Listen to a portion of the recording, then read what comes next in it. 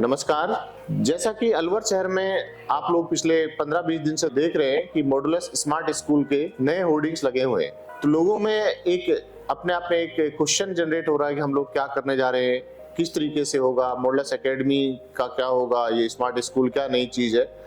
तो इस मुद्दे पर मैं और आरवी सर आपके सामने हैं। तो मैं सबसे पहले आपको बताना चाहूंगा कि गवर्नमेंट की गाइडलाइंस थी जो लास्ट ईयर आई थी कि 16 ईयर से कम यानी कि 10th क्लास तक आप बच्चे को कोचिंग्स में ना पढ़ाएं। तो उस गाइडलाइन को ध्यान में रखते हुए हम लोगों ने ये डिसीजन लिया कि इन छोटे बच्चों को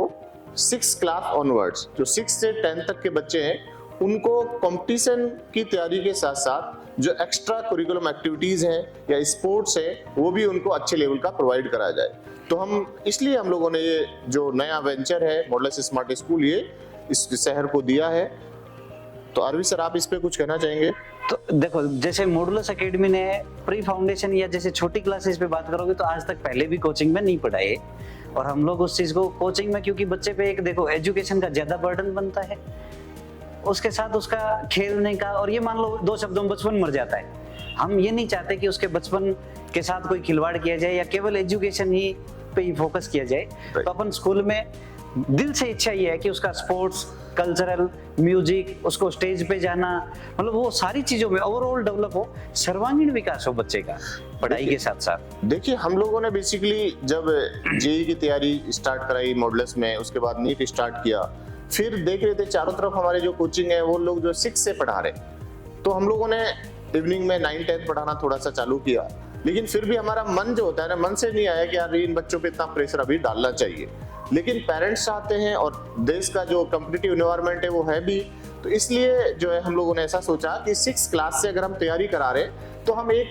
4 जो कमरे हैं, छोटे छोटे कमरों में बहुत बच्चे भर के हम पढ़ाएं, उससे कोई फायदा नहीं है। इसलिए हमने जो है इस तरीके का सोचा कि एक बड़ा कैंपस लिया जाए और उस कैंपस में जो है बढ़िया से एकेडमिक एक्टिविटीज के साथ साथ जो है एक्स्ट्रा करिकुलम और जो भी उसकी स्किल है, कम्युनिकेशन स्किल है या लीडरशिप स्किल है, उन स्किल्स को डेवलप किया जाए। सर मतलब पेरेंट्स का देखो, मैं बताऊं, मेन समस्या थी कि बच्चा शिक्षा तो चाह रहा है कोचिंग जैसी सी कि एकदम मतलब ऐसा होमवर्क मिले जो क्वांटिटेटिव डेवलपमेंट करे, ना कि रट्टाफिकेशन वाला हो। राइट। और वो चीज स्कूल में पॉसिबल नहीं हो रही थी। स्कूलों में क्या है, ज्यादातर सभी एक्टिविटीज पे फोकस कर दिया, एजुकेशन का पार्ट कम कर दिया, तो पेरेंट्स दोनों दुविधा में फंस गया कि उसको एजुकेशन भी अच्छी चाहिए और एक्टिविटीज भी किल नहीं करना चाह रहा। तो मॉडुलस स्मार्ट स्कूल का मेन मकसद जो है वो एजुकेशन तो अच्छी होगी ही होगी, उसके साथ साथ में डेवलपमेंट भी पूरा होगा, ये मेन मकसद हमारा रहेगा। देखिए, एक और चीज है, मतलब हम लोग जो है सर खुद IIT BHU से पास आउट है, मैं NIT से पास आउट हूँ, और हमारे जो CEO हैं वो भी IIT BHU से पास आउट है, और हम लोगों की जो टीम है IIT NIT, मतलब एक तरीके से जो अच्छे कॉलेजेस होते हैं, जो रेप्यूटेड कॉलेज है, वहां से पास आउट है। तो वहां से एक हमारी जो थिंकिंग टीम है उनका ये डिसीजन था कि इस तरीके का वेंचर डाला जाए जिससे जो अलवर शहर की जो शिक्षा है उसको और ऊंचाइयों पे लेके जाए। आरिफ सर, जब हम लोगों ने 2018 में मॉडुलस स्टार्ट किया था, उससे पहले भी इंस्टीट्यूट तो थे अलवर में, लेकिन हमें ऐसे बहुत जो होता है ना एकदम फोकस्ड तैयारी वाला बहुत हमें नहीं मिला था। सर ऐसा था कि 90 परसेंटाइल से ऊपर अगर 1-2 बच्चे आ जाते थे तो रैली निकालते थे, बहुत सारे इंस्टीट्यूट थे, और जो दिखाते थे कि IIT में हमारे 1 बच्चा निकल गया, 2 बच्चा निकल गया। मॉडुलस ने उनको बल्क में यहाँ से, मतलब एक साथ, जैसे एक साल अपना 20 IITian थे एक साल और 20 NITian, मतलब 42 बच्चे एक साथ अपने उस साल गए थे IIT NIT में, और हर साल मतलब ये आंकड़ा आजकल 37-40 बच्चे अपने IITs में जाते हैं, NIT IIT में मिला के। देखिए,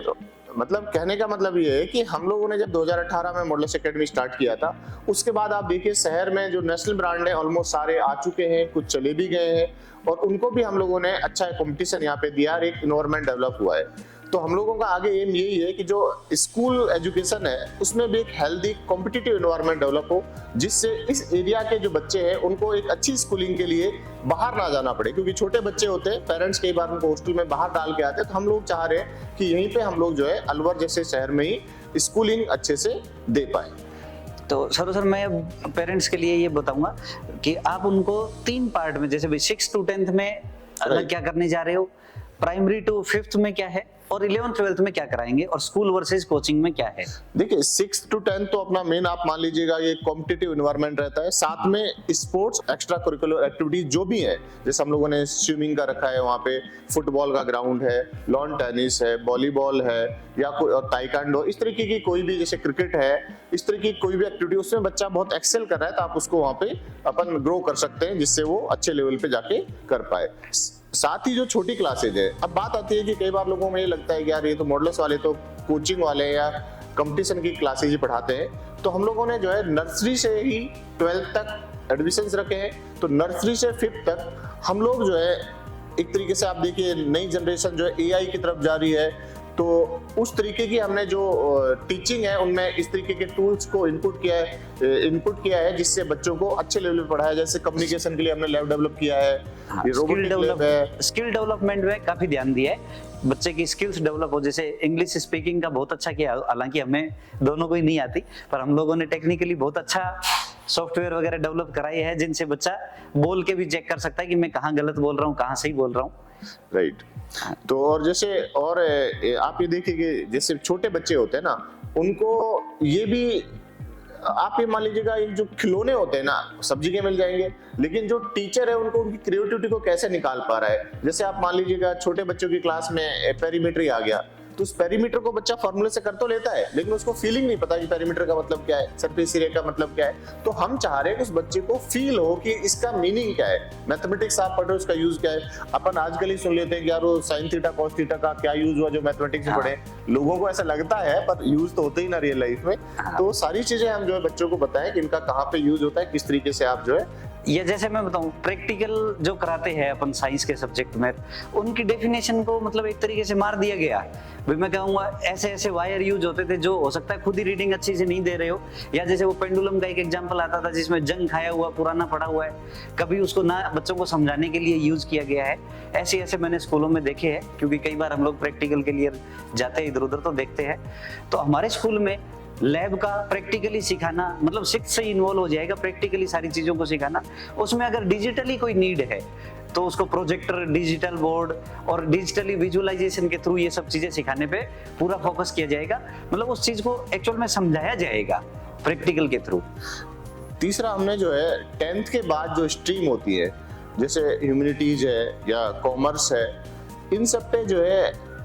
मतलब लोग ऐसा मानते हैं कि इनमें कमजोर बच्चे आते हैं, मैं ऐसा नहीं मानता हूँ, लेकिन एक जनरल सोसाइटी का सिनेरियो है। तो हमने इन पे भी ये कोशिश की है कि स्कूल में हम इनके भी जो कंपटीशन होते हैं, जैसे CUET है, क्लैट है, IP MET, आई थिंक अपन बहुत लोग जानते ही नहीं है कि IIMs में 12th के बाद सीधा एडमिशन हो जाता है। इन सब एग्जाम के लिए भी हम लोगों ने इन बच्चों को वहाँ पे प्रिपेयर कराने के लिए जो है कॉम्पिटिटिव एनवायरनमेंट दिया है। इस स्कूल में अच्छे टीचर्स रखे, कोशिश की हमने कि जो है टीचर जो है बाहर से रखे जाएं जिनमें अच्छी स्किल्स हो, जिनको अच्छा एक्सपोजर हो, अच्छी कॉलेजेस से पढ़े हो, तो टीचर्स को भी हमने एक अच्छी क्वालिटी यहाँ पे प्रोवाइड कराई है। मतलब 11th 12th में हमारा कॉमर्स और ह्यूमैनिटीज आर्ट्स में अगर देखा जाए तो हमारा मेन फोकस ये रहेगा कि जस्ट आफ्टर 12th बच्चा बहुत ही अच्छे कॉलेज में एडमिशन ले ले अपना बच्चा। मतलब इंडिया के रेपुटेटेड इंस्टीट्यूट जैसे सेंट्रल यूनिवर्सिटी हो गई, या साइंस के फील्ड में बात करूँ तो आइसर हो गए,